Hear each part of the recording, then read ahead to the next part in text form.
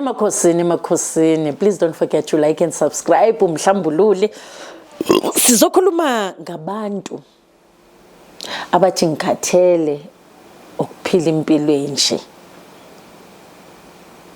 Lempilo oyiphilayo ukhathele yiyo. Mhlawumbe ukhathele ukufunana nomuntu ozohlekisana naye. Mhlawumbe ukhathele kunini ufuna umsebenzi awuthole. Mhlawumbe uphuza njalo wena mawuphuzile kusaza bathi ubhomile wena. Kusho ukuthi umhlolo mawuphuzile. Ukhathele ile mpilo. Ukhathele ukuhlupheka. Wo awukwazi ukuvela ugijimela uthi hayi awuthi ngithandaze maybe into zami zoba wrong. Thi ngigijimele esontweni buya la asibheke kahle ke le ndaba. Uqale uzibheke uzithintithe eqala. Zibheke ezisihlahla ekufanele ukhathe ama branch ustrime. Number 1 kwamele kususe i-surrounding yakho kwamele u-rearrange ke manje. Ngithi manje ufuna impilo yangempela. Ngoba impilo yamanga umoya omubi, the gods of dark spirits, they send money to destroy you. They will send friends abazokusponsor to destroy your life ngotshwala. Ukuthi ulele nomuntu wesifazane noma umuntu wesilisa, they send money ukuthi ufike kulo ndawo. So you are sponsored by the dark spirit. Hey, na likhehle lidala litshelinde ingane. Awusiyabona. Manje ke mase kuhamba kanjalo kuba yinkinga because of now uzohluleka ukuphuma. Yize iyakhathaza uyabona ukuthi iyaqoba iyakulimaza emzimbeni because of now into ongayifuni.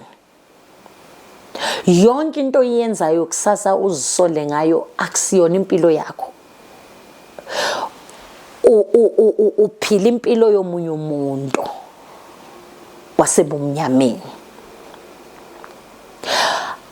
Ukenze example why kwamele uthengelwe ibhodlela noma uthengelwe utshwala noma kuthiwe kuthengwe utshwala, kungani wena kwamele uphuze undlulisa wonke umuntu, ulahle undlulisa wonke umuntu? Zibuze. Because you need to socialize ngotshwala, ungene endaweni uphume endaweni uzivila ukuthi ubani. Why kwamele ukukwe? Okay, thi ngikutshele. The dark spirits, they bought your soul. Your soul ibizwa ebumnyameni. Kungani ungaboni ukuthi uphelelwa amandla ukuthi hayibo sengibadlile lamantombazane, umuntu wesilisa sengibadlile lamantombazane kodwa abahlali. Noma bakhona kodwa ngathi ngaloko ngithola abanye. Umoya omnyama ukuthengile. So how to start your spiritual journey? You need to cut branches sihlahlandini. Susa yonke le nonsense iqala. Uma uhluleka then uzohluleka ngisho nanoma ukhuleke ngeke uzwakale. Because of law okusponsor ngotshwala, law dark spirit emthumayo ukuthi akuthengele utshwala will always flash utshwala, will always flash ama drugs, will always flash ukuthi siyapi.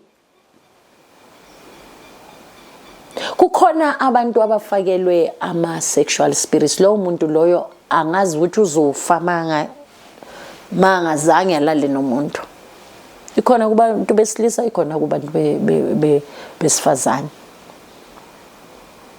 Yekelani ukuthi nginedlozi nginedlozi uyi abuser mawuvukelwa idlozi wena kwamele ulwisa abantu usha abantu yekelani ukudlala nesilwane ke akunadlozi elingenangqondo yonke lento yokudlala ngabantu hey idlozi ubathini ingomkhulu umkhulu kazibani bani mina ngiyayishaya ngishaya umuntu achayiswe imoto ngiyagadla mina akunadlozi elihle elinjalo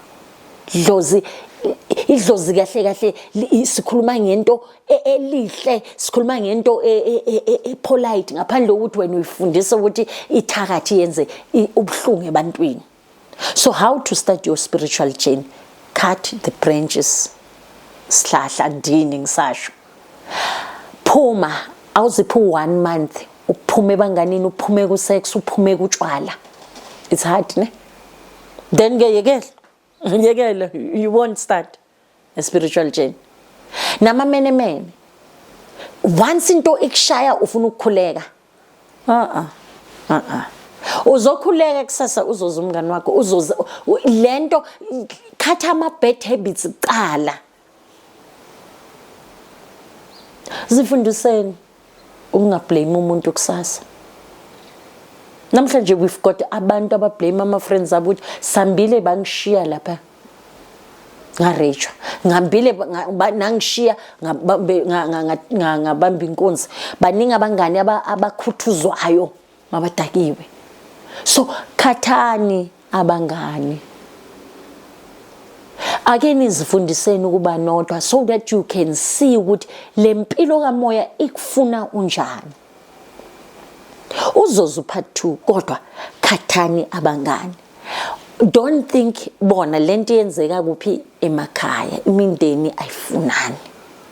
So what more igazi la ngaphandle lizokubulala.